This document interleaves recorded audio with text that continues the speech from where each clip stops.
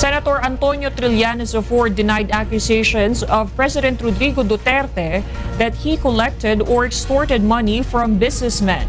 In a statement, Trillanes called the president a pathological liar and challenged him to disclose details of his allegations and file a case against him. Trillanes has been accusing the president of involvement in graft and corruption and murder for alleged deaths in Davao City during his stint as mayor and for his alleged order to execute drug personalities. Ipinagharap ng disbarment complaint sa Korte Suprema si Ombudsman Conchita Carpio Morales dahil sa pagsweldo kay dating Pangulong Ninoy Aquino sa kontrobersyal na Disbursement Acceleration Program o DAP. Ang disbarment case laban kay Morales ay inihain ni dating Manila Councilor Greco Belhica na isa sa mga petitioner noon na komisyon sa Korte Suprema sa DAP. Ayon kay Belhica, nilabag ni Morales ang lawyer's oath at canon of professional responsibility nang aprubahan nito ang resolusyon na nag-aabsuelto kay Aquino sa kasong technical malversation, usurpation of legislative powers at katawalian kaugnay sa issue ng DAP. Dahil ayon sa ginawa ni Morales ay pinagkaita nito ang sambayan ng Pilipino ng kanilang right to due process. Nabiguran niya ang ombudsman nagampanan ng tungkol nito na tiyaking maipapataw ang hustisya na paglabag sa Rule 6 ng Canon of Professional Responsibility.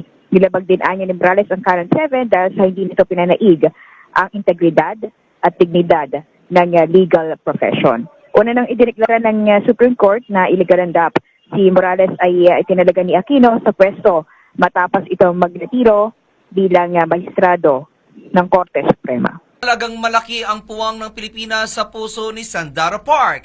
Ito'y matapos na ipagtanggol nito ang Pilipinas nang mag-guest ito sa isang Korean TV show na Battle Trip kung saan sinabi niya na isa sa mga rason kung bakit gusto niyang ipakilala ang Pilipinas sa nasabing show ay dahil marami umano ang tatanong sa kanya kung mapanganib ba sa Pilipinas. Ayon pa rin kay Sandara, may mga nagsasabi rin sa kanya lagi na masyadong poor ang public safety dito sa bansa. Ngunit ayon pa rin sa tinaguriang pambansang krong ng Pilipinas, may mga unfortunate incident lang na naibabalita kung kaya't gusto niya umanong ipaalam sa lahat na hindi mapanganib sa Pilipinas. Umabot sa 2.2 billion pesos ang budget surplus o ang pondong hindi nagamit ng bansa ngayong Enero. Sa inilabas na datos ng Bureau of Treasury, tumaas ng 10% o katumbas ng 200.3 billion pesos ang total revenue. Mas mataas ito kumpara sa 182.23 billion pesos na naitala sa kaparehong buwan noong nakaraang taon. Resulta ito ng mataas na nakolekta ng Bureau of Internal Revenue na umabot sa 14% o 147.4 billion pesos at ng Bureau of Customs na tumaas naman sa 16% o 35.9 billion pesos. Maliban dito, tumaas din ng 7% ang government spending ng bansa noong Enero kung saan pumalo ito sa 198.1 billion pesos. Mahigit 82% ng mga residente ng Metro Manila ang naniniwalang mas ligtas sila ngayon dahil sa pinagbayong kampanya ng pamahalaan laban sa iligal na droga. Ito'y base sa survey ng Pulse Asia na isinagawa 5 buwan matapos ideklara ni Pangulong Rodrigo Duterte ang giyera kontra droga. Ayon kay NCRPO Chief Oscar Albayalde, patunay ito na nakita ng ating mga kababayan na tumahimik ang ating mga lansangan, gayon din ang accomplishment ng pulisya, hindi lamang sa NCR kundi sa buong Philippine National Police. Diniyak ni Albayalde sa mga taga Metro Manila na ipagpapatuloy ng NCRPO ang pagpapatupad ng tungkuling lansagin ng iligal na droga. Ang resulta niya ng survey ng Pulse Asia magsisilbing driving force sa pagtupad nila ng kanilang misyon. Dumalo si Pangulong Rodrigo Duterte sa graduation ceremony ng kanyang bunsong anak na si Veronica Kitty Duterte sa Davao City. Makikita sa litratong pinost ni Presidential Assistant Bongo na nasa stage si Kitty kasama ang kanyang mga magulang na nakahalik pa sa kanyang pisngi. Hawak din ni Kitty ang isang Certificate of Recognition. Meron din kuha ang pamilya sa baba ng stage. Si Kitty ay ang anak ng Pangulo sa kanyang common law wife na si Hanilat Avancenia. Kilalang malapit sa kanyang ama si Kitty na kapansin-pansin mula pa noong eleksyon. Binigyan din ni Senate President Coco Pimentel ang kanilang pagbibigay proteksyon kay Pangulong Duterte bilang Pangulo ng Bansa at maging ng kanilang partido. Ang detalye sa ulat ni Marita Muahe. Nanawagan si Senate President Coco Pimentel sa mamamayang Pilipino na tanggapin na si Pangulong Rodrigo Duterte ang nanalong Pangulo ng Pilipinas. Lahat ng mamamayan, yung bumoto man o hindi kay President Duterte bilang presidente, dapat tanggapin na po na tapos ng eleksyon. The people have chosen their president, giving him a 6-year term. Respetuhin na po natin yun. We have to support our president. We have one country. Bilang Pangulo ng PDP Laban at kapartido ni Pangulong Duterte, kinakailangang protektahan nito ang presidente mula sa mga tumutuligsa dito. We need to help the president, protect the president, because we have noticed the increase in the attack against him. Parang wala na siyang ginawang tama. Lahat na ng salita niya, lahat na ng kilos niya, dinadaan sa microscope, inahanapan ng mali. Hindi naman siguro gano'n. Sinabi rin ni Pimentel na napanood na niya ang video message ni Vice President Leni Robredo at may 3 bagay umano kung saan ay nais niyang malinawan sa sinabi nito. Number 1, she said that there are 7,000 victims of summary execution. Number 2, she said that Filipinos are right now helpless and hopeless. Are we? And then yung palit ulo. Samantala, tumanggi namang mag-comment ito sa usapin ng impeachment complaint laban sa pangalawang Pangulo. Ayon dito, ang impeachment ay magsisimula sa House of Representatives at ang Senado ay potential court at ang mga senador ay potential judges, kung kaya't mas mabuting maghintay na lamang. Samantala, sakaling magkaroon naman ng impeachment complaint laban mismo sa Pangulo, ipoproseso umano ito ng Senado, subalit hindi siya nakakasigurado na aabante ito. Para sa PTV News, Marita Muahe. Matapos sa mga patutsyada niya laban kay Vice President Leni Robredo, inimbitahan daw ni Pangulong Rodrigo Duterte ang Vice-Presidente at kanyang pamilya na maghapunan sa palasyo. At ayon sa isang mapagkakatiwalaang source sa Malacanang, sinabi ng Pangulo ang imbitasyon ng magkausap ang dalawa sa PNPA graduation sa Silang Cavite kahapon. Wala pa raw na itatakdang petsa para rito. Kamakailan, sinabi ng Pangulo na apurado si Robredo na palitan siya sa pwesto. Itinanggi naman ito ng Vice-Presidente. Nababahala na raw si Chief Justice Maria Lourdes Sereno sa tumitinding pagbatikos sa mga human rights at public interest lawyers. Sa gitna ng anyay lumalalang karahasan sa bansa, hinamon ni Sereno ang mga abogado na ipagtanggol ang rule of law. Para po sa detalye, umaksyon live si JB Alcena. JB. Boss, malaman ang mensahe ni Supreme Court Chief Justice Maria Lourdes Sereno sa mga abogado. May pasimpleng pahaging din si Sereno sa administrasyon. Si Justice Secretary Vitaliano Aguirre naman hindi raw susunod kay Pangulong Duterte at suportado pa rin ang planong impeachment laban kay Vice President Leni Robredo. Pinungunahan ni Chief Justice Maria Lourdes Sereno ang panunumpa ng mga abogado kanina sa National Convention ng Integrated Bar of the Philippines. Sa kanyang speech, nagpaalala siya sa mga abogado na laging isulong ang rule of law at huwag makikipagkompromiso. Bumagsak daw ang Pilipinas ng 9 na pwesto o nasa ika-70 na lamang sa 2016 Rule of Law Index of the World Justice Project. Katunayan, nakakabahala na aniya ang mga banta sa buhay ng mga abogadong nagtatanggol sa karapatang pantao. Sa kabila nito, ang hamon niya sa mga abogado, patuloy na manindigan at huwag matakot na baliin ang nakasanayan ng kung kinakailangan. Narito ang ilang bahagi ng talumpati ng punong maestrado. It has been noted that public interest lawyers, especially for defenders of human rights, have been under increasing attack. In the midst of all that we are experiencing as a country, what role do lawyers have in bringing hope to our people? This question comes to mind as I reflect on the increasingly violent times that we find ourselves in and the role that lawyers play or need to play in promoting, maintaining, and nurturing the rule of law. Challenging the status quo means that we must occasionally confront traditions that may have taken root through inertia and, if necessary, create new traditions.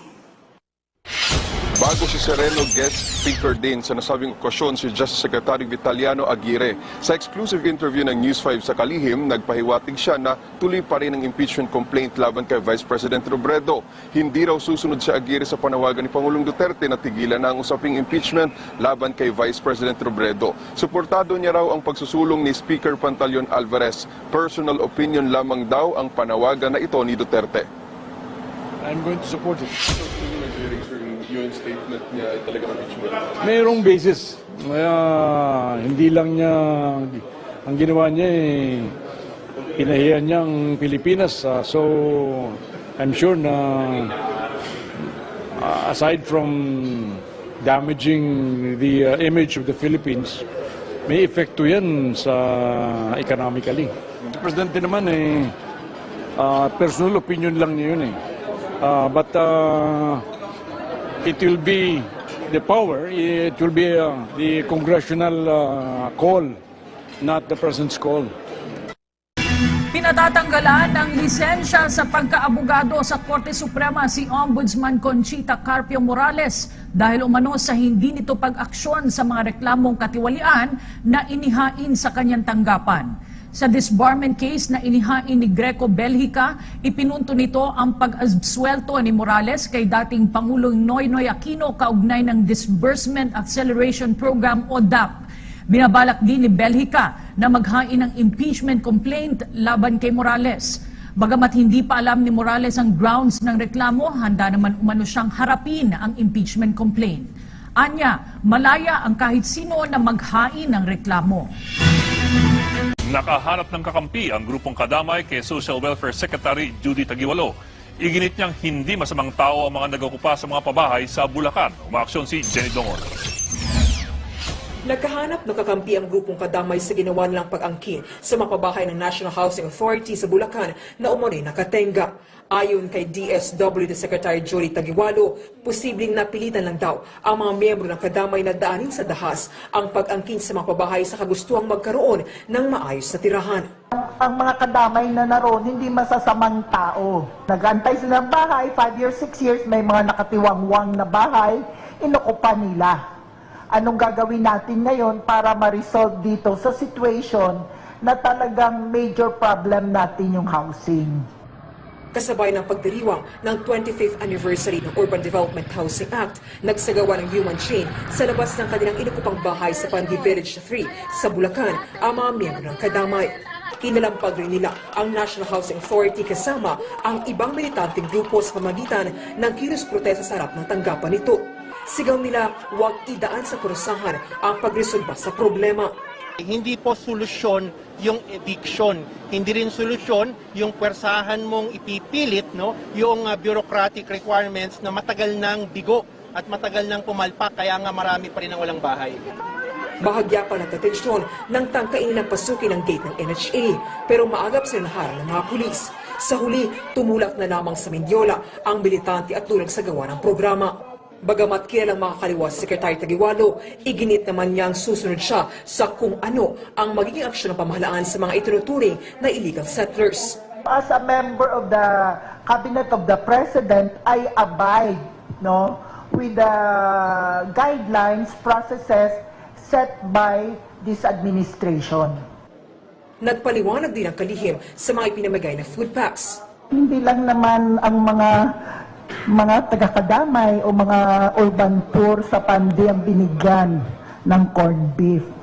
Ang ating family food packs sa mga nasunugan, sa mga binaha, sa nalindol, sa mga OFWs na bumalik initially, meron hong corned beef. Nanindigan naman ang mga miyembro ng kadamay na hindi sila aalis sa itinuturing nilang tahanan kahit pa may eviction notice na ibinigay sa kanila. Hinimok naman ni DNR Secretary Gina Lopez ang publiko na makisa sa mga aktibidad para sa taunang Earth Hour. Ito ay sa pamamagitan ng sabay-sabay na pagpapatay ng ilaw mula alas 8:30 hanggang alas 9:30 mamayang gabi. Ay kay Lopez, mahalaga ang pakikibahagi ng sambayanang Pilipino sa mga ganitong aktibidad, lalo't kabilang ang Pilipinas sa mga bansang madaling maapektuhan ng climate change. Maliban dito, makasaysayan din anya ang pagdaraos ng Earth Hour ngayong taon matapos ratipikahan ng Senado ang Paris Agreement on Climate Change na nilagdaan ni Pangulong Rodrigo Duterte kamakailan lamang. Naniniwala naman si Senate President Coco Pimentel na interconnected ang water system sa buong mundo at kung makokontrol natin ang paglala ng polusyon sa ating mga karagatan, ay malaking kontribusyon ito hindi lamang sa ating bansa, kundi hanggang sa pinakamalayong karagatan sa Pilipinas. Inaasahan din ni Pimentel na matatamaan nito ang problema ng pagbaha sa maraming bahagi ng bansa.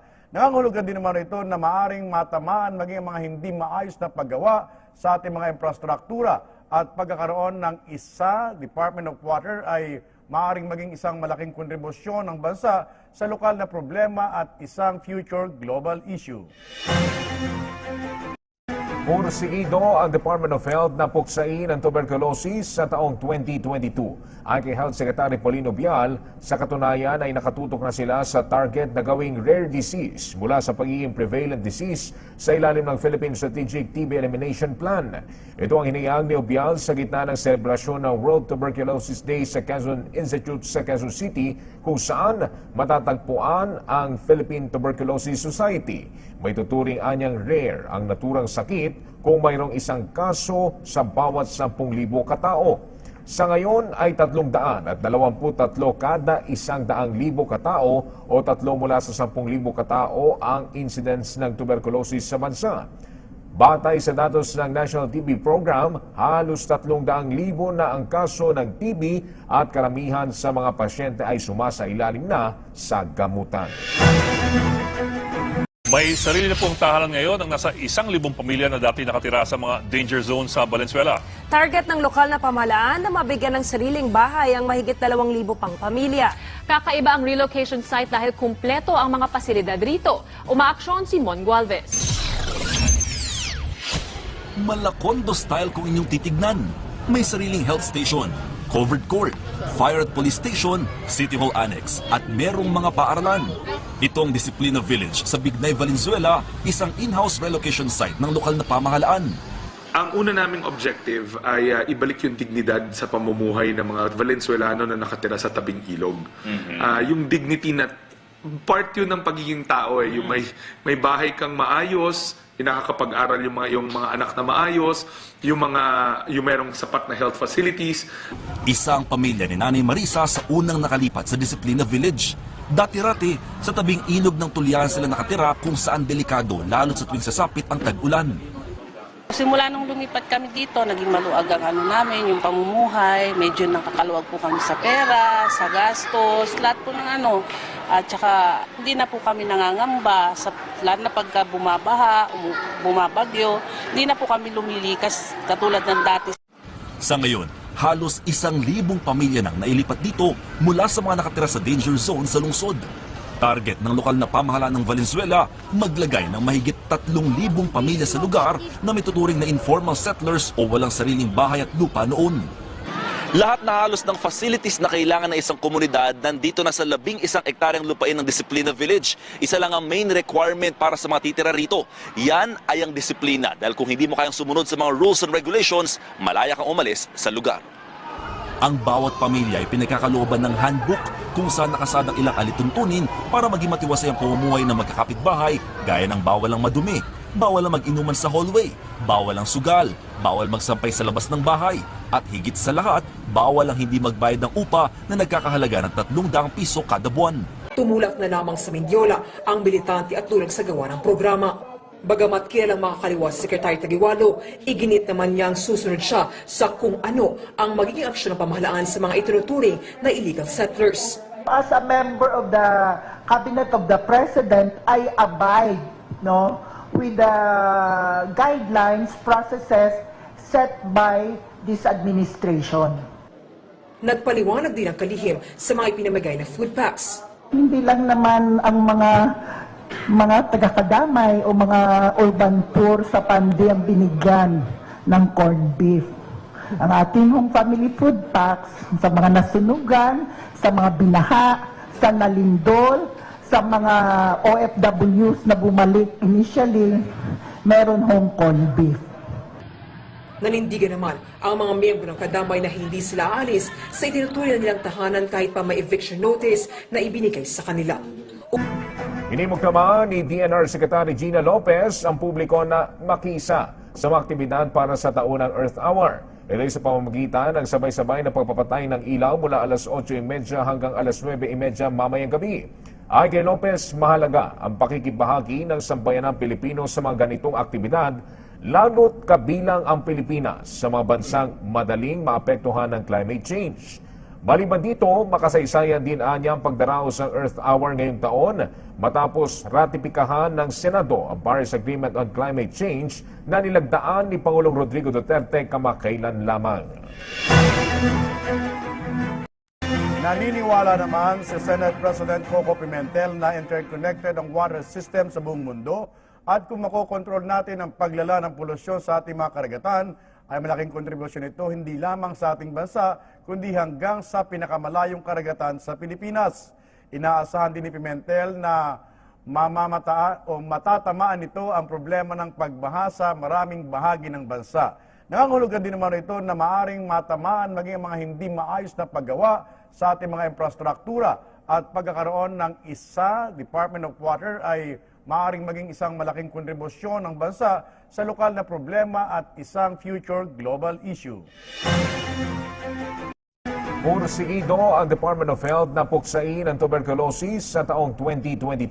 Ay kay Health Secretary Paulino Bial, sa katunayan ay nakatutok na sila sa target na gawing rare disease mula sa pagiging prevalent disease sa ilalim ng Philippine Strategic TB Elimination Plan. Ito ang hinayag ni Bial sa gitna ng selebrasyon ng World Tuberculosis Day sa Quezon Institute sa Quezon City, kung saan matatagpuan ang Philippine Tuberculosis Society. May tuturing anyang rare ang naturang sakit kung mayroong isang kaso sa bawat 10,000 katao. Sa ngayon ay 323 kada 100,000 katao o 3 mula sa 10,000 katao ang incidence ng tuberculosis sa bansa. Batay sa datos ng National TB Program, halos 300,000 na ang kaso ng TB at Senator Antonio Trillanes of Ford denied accusations of President Rodrigo Duterte that he collected or extorted money from businessmen. In a statement, Trillanes called the president a pathological liar and challenged him to disclose details of his allegations and file a case against him. Trillanes has been accusing the president of involvement in graft and corruption and murder for alleged deaths in Davao City during his stint as mayor and for his alleged order to execute drug personalities. Ipinagharap ng disbarment complaint sa Korte Suprema si Ombudsman Conchita Carpio Morales dahil sa pagsweldo kay dating Pangulong Ninoy Aquino sa kontrobersyal na Disbursement Acceleration Program o DAP. Ang disbarment case laban kay Morales ay inihain ni dating Manila Councilor Greco Belhica na isa sa mga petisyoner noon na kumestyon sa Korte Suprema sa DAP. Ayon kay Belhica, nilabag ni Morales ang lawyer's oath at canon of professional responsibility nang aprobahan nito ang resolusyon na nag-aabsuelto kay Aquino sa kasong technical malversation, usurpation of legislative powers at katawalian kaugnay sa issue ng DAP. Dahil ayon sa ginawa ni Morales ay pinagkaita nito ang sambayan ng Pilipino ng kanilang right to due process. Nabiguran niya ang ombudsman nagampanan ng tungkol nito na tiyaking maipapataw ang hustisya na paglabag sa Rule 6 ng Canon of Professional Responsibility.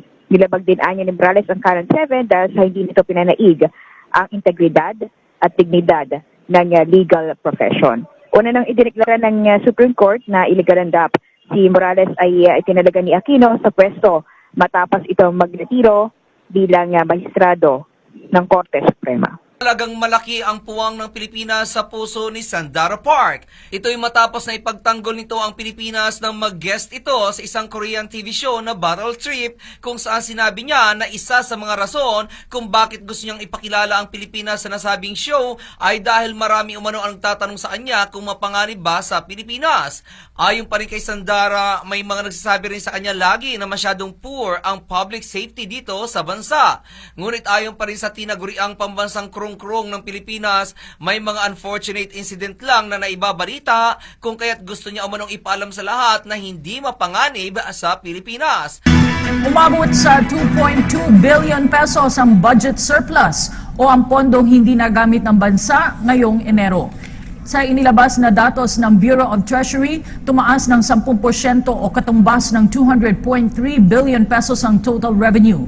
Mas mataas ito kumpara sa 182.23 billion pesos na naitala sa kaparehong buwan noong nakaraang taon. Resulta ito ng mataas na nakolekta ng Bureau of Internal Revenue na umabot sa 14% o 147.4 billion pesos at ng Bureau of Customs na tumaas naman sa 16% o 35.9. Ang mga senador ay potential judges, kung kaya't mas mabuting maghintay na lamang. Samantala, sakaling magkaroon naman ng impeachment complaint laban mismo sa Pangulo, ipoproseso umano ito ng Senado, subalit hindi siya nakakasigurado na aabante ito. Para sa PTV News, Marita Muahe. Matapos sa mga patutsyada niya laban kay Vice President Leni Robredo, inimbitahan daw ni Pangulong Rodrigo Duterte ang Vice-Presidente at kanyang pamilya na maghapunan sa palasyo. At ayon sa isang mapagkakatiwalaang source sa Malacanang, sinabi ng Pangulo ang imbitasyon ng magkausap ang dalawa sa PNPA graduation sa Silang Cavite kahapon. Wala pa raw na itatakdang petsa para rito. Kamakailan, sinabi ng Pangulo na apurado si Robredo na palitan siya sa pwesto. Itinanggi naman ito ng Vice-Presidente. Nababahala na raw si Chief Justice Maria Lourdes Sereno sa tumitinding pagbatikos sa mga human rights at public interest lawyers. Sa gitna ng anyay lumalalang karahasan sa bansa, hinamon ni Sereno ang mga abogado na ipagtanggol ang rule of law. Para po sa detalye, umaksyon live si JB Alcena. JB. Boss, malaman ang mensahe ni Supreme Court Chief Justice Maria Lourdes Sereno sa mga abogado. May pasimpleng pahaging din si Sereno sa administrasyon. Si Justice Secretary Vitaliano Aguirre naman hindi raw susunod kay Pangulong Duterte at suportado pa rin ang planong impeachment laban kay Vice President Leni Robredo. Pinungunahan ni Chief Justice Maria Lourdes Sereno ang panunumpa ng mga abogado kanina sa National Convention ng Integrated Bar of the Philippines. Sa kanyang speech, nagpaalala siya sa mga abogado na laging isulong ang rule of law at huwag makikipagkompromiso. Bumagsak daw ang Pilipinas ng 9 na pwesto o nasa ika-70 na lamang sa 2016 Rule of Law Index of the World Justice Project. Katunayan, nakakabahala na aniya ang mga banta sa buhay ng mga abogadong nagtatanggol sa karapatang pantao. Sa kabila nito, ang hamon niya sa mga abogado, patuloy na manindigan at huwag matakot na baliin ang nakasanayan ng kung kinakailangan. Narito ang ilang bahagi ng talumpati ng punong maestrado. It has been noted that public interest lawyers, especially for defenders of human rights, have been under increasing attack. In the midst of all that we are experiencing as a country, what role do lawyers have in bringing hope to our people? This question comes to mind as I reflect on the increasingly violent times that we find ourselves in and the role that lawyers play or need to play in promoting, maintaining, and nurturing the rule of law. Challenging the status quo means that we must occasionally confront traditions that may have taken root through inertia and, if necessary, create new traditions. Bago si Sereno, guest speaker din sa nasabing okasyon si Justice Secretary Vitaliano Aguirre. Sa exclusive interview ng News 5 sa Kalihim, nagpahiwatig 9 billion pesos. Maliban dito, tumaas din ng 7% ang government spending ng bansa noong Enero, kung saan pumalo ito sa 198.1 billion pesos. Mahigit 82% ng mga residente ng Metro Manila ang naniniwalang mas ligtas sila ngayon dahil sa pinagbabayong kampanya ng pamahalaan laban sa iligal na droga. Ito'y base sa survey ng Pulse Asia na isinagawa 5 buwan matapos ideklara ni Pangulong Rodrigo Duterte ang giyera kontra droga. Ayon kay NCRPO Chief Oscar Albayalde, patunay ito na nakita ng ating mga kababayan na tumahimik ang ating mga lansangan gayon din ang accomplishment ng pulisya, hindi lamang sa NCR kundi sa buong Philippine National Police. Tiniyak ni Albayalde sa mga taga Metro Manila na ipagpapatuloy ng NCRPO ang pagpapatupad ng tungkuling lansagin ng ilegal na droga. Ang resulta niya ng survey ng Pulse Asia magsisilbing driving force sa pagtupad nila ng kanilang misyon. Dumalo si Pangulong Rodrigo Duterte sa graduation ceremony ng kanyang bunsong anak na si Veronica Kitty Duterte sa Davao City. Makikita sa litratong pinost ni Presidential Assistant Bongo na nasa stage si Kitty kasama ang kanyang mga magulang na nakahalik pa sa kanyang pisngi. Hawak din ni Kitty ang isang Certificate of Recognition. Meron din kuha ang pamilya sa baba ng stage. Si Kitty ay ang anak ng Pangulo sa kanyang common law wife na si Hanilet Avancenia. Kilalang malapit sa kanyang ama si Kitty na kapansin-pansin mula pa noong eleksyon. Binigyan din ni Senate President Coco Pimentel ang kanilang pagbibigay proteksyon kay Pangulong Duterte bilang Pangulo ng Bansa at maging ng kanilang partido. Ang detalye sa ulat ni Marita Muahi. Nanawagan si Senate President Coco Pimentel sa mamamayang Pilipino na tanggapin na si Pangulong Rodrigo Duterte ang nanalong Pangulo ng Pilipinas. Lahat ng mamamayan, yung bumoto man o hindi kay President Duterte bilang presidente, dapat tanggapin na po natapos ng eleksyon. The people have chosen their president, giving him a 6-year term. Respetuhin na po natin yun. We have to support our president. We have one country. Bilang Pangulo ng PDP Laban at kapartido ni Pangulong Duterte, kinakailangang protektahan nito ang presidente mula sa mga tumutulig sa dito. We need to help the president, protect the president, because we have noticed the increase in the attack against him. Para wala na siyang ginawang tama, lahat na ng salita niya, lahat na ng kilos niya, dinadaan sa microscope, inahanapan ng mali. Hindi naman siguro gano'n. Sinabi rin ni Pimentel na napanood na niya ang video message ni Vice President Leni Robredo at may 3 bagay umano kung saan ay nais niyang malinawan sa sinabi nito. Number 1, she said that there are 7,000 victims of summary execution. Number 2, she said that Filipinos are right now helpless and hopeless. Are we? And then yung palit ulo. Samantala, tumanggi namang mag-comment ito sa usapin ng impeachment complaint laban sa pangalawang Pangulo. Ayon dito, ang impeachment ay magsisimula sa House of Representatives at ang Senado ay potential court. At siya na tuloy pa rin ang impeachment complaint laban kay Vice President Robredo. Hindi raw susunod sa agiri sa panawagan ni Pangulong Duterte na tigilan na ang usaping impeachment laban kay Vice President Robredo. Suportado niya raw ang pagsusulong ni Speaker Pantaleon Alvarez. Personal opinion lamang daw ang panawagan na ito ni Duterte. I'm going to support it. Yung statement niya ay talagang impeachment. Mayroong basis. Hindi lang niya, ang ginawa niya pinahiya niya ang Pilipinas. So, I'm sure na aside from damaging the image of the Philippines, may epekto yan sa economically. The Presidente naman personal opinion lang niya yun but it will be the power, it will be the congressional call, not the President's call.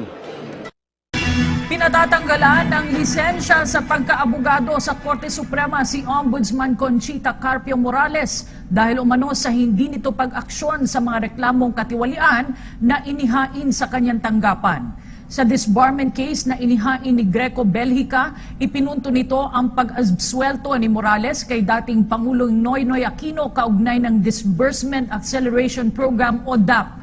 Binabalak din ni Belgica na maghain ng impeachment complaint laban kay Morales. Bagamat hindi pa alam ni Morales ang grounds ng reklamo, handa naman umano siyang harapin ang impeachment complaint. Anya, malaya ang kahit sino na maghain ng reklamo. Nakahanap ng kakampi ang grupong kadamay kay Social Welfare Secretary Judy Taguiwalo. Iginit niyang hindi masamang tao ang mga nag-okupa sa mga pabahay sa Bulacan. Umaaksyon si Jenny Dongor. Nagkahanap ng kakampi ang grupong kadamay sa ginawa nilang pag-angkin sa mga pabahay ng National Housing Authority sa Bulacan na umano'y nakatenga. Ayon kay DSWD Secretary Judy Taguiwalo, posibleng napilitan lang daw ang mga miyembro ng kadamay na daanin sa dahas ang pag-angkin sa mga pabahay sa kagustuhang magkaroon ng maayos na tirahan. Ang mga kadamay na naroon, hindi masasamang tao. Nag-antay sila ng bahay, 5 years, 6 years, may mga nakatiwangwang na bahay, inukupa nila. Anong gagawin natin ngayon para ma-resolve dito sa situation na talagang major problem natin yung housing.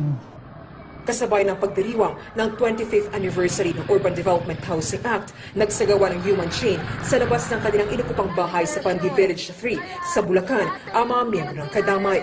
Kinalampag rin nila ang National Housing Authority kasama ang ibang militanteng grupo sa pamagitan ng kilos protesta sa harap ng tanggapan nito. Sigaw nila, huwag idaan sa parusahan ang pagresolba sa problema.